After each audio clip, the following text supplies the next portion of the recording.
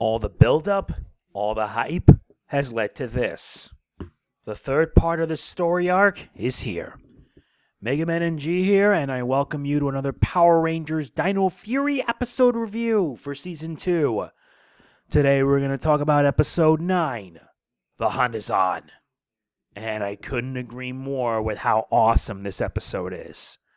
I'll provide a synopsis as well as some details. Let us begin.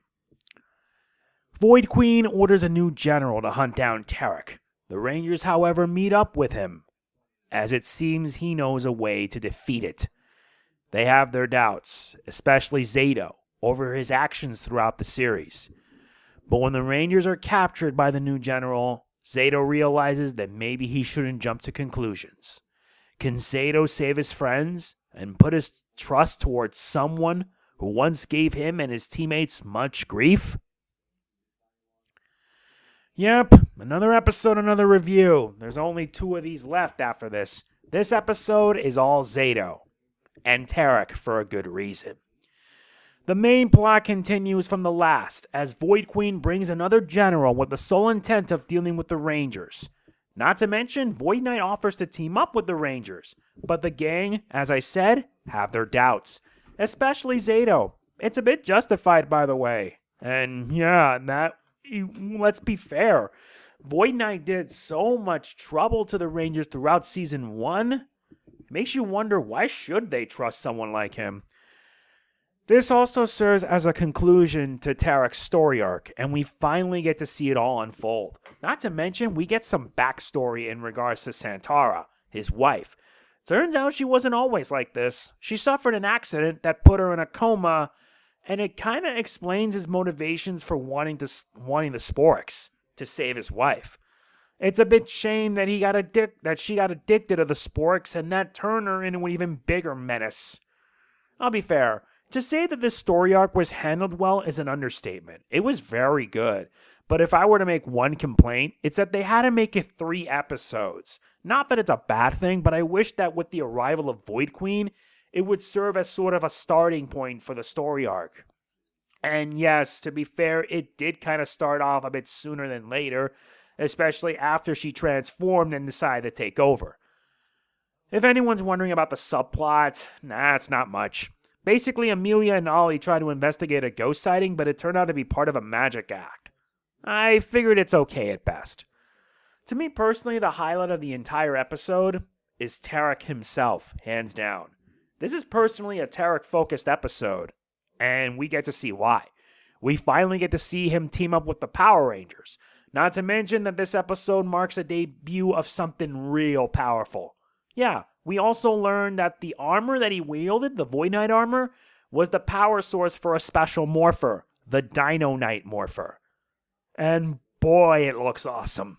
I'm serious. You could say it's like a Battlizer in some ways, but in my opinion, the Dino Knight armor pretty much serves as like a power-up for the Red Ranger.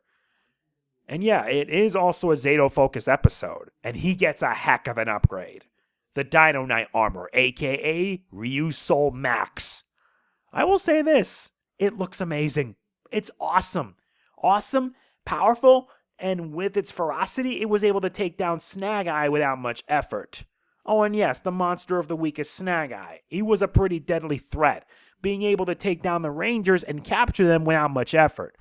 It wasn't until Void Knight that struck a blow to a specific part of Snag Eye that allowed Zayto to escape and obtain the armor. Not to mention, it was the reason why Snag Eye went down to begin with.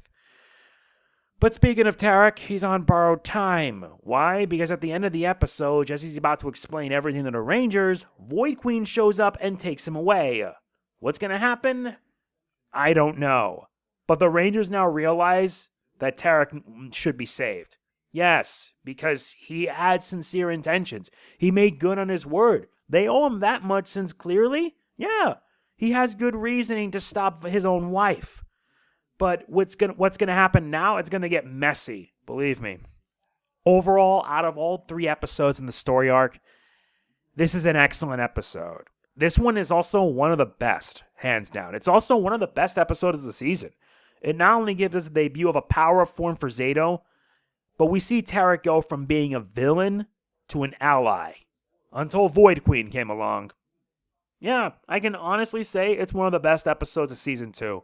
I give it a perfect 10. It's not much when considering that much of my episode reviews were mostly about 8s and whatnot. This one's the best for a reason, and I thoroughly enjoyed it. I really did. It was just that good. And it was a fitting conclusion of the story arc. So what happens now? There are only 2 more of these reviews left, and I still got 2 more to do. Episode 10, Losers Weepers, and Episode 11, The Copycat. Look forward to those reviews when they drop, because I will be working on them. If you enjoyed this, please be sure to hit the like button. It means a lot. Please don't forget to like, comment, share, subscribe, and click the bell, and I will see you in the next review. This is Mega Man NG signing off. Peace out. Ryu so cool!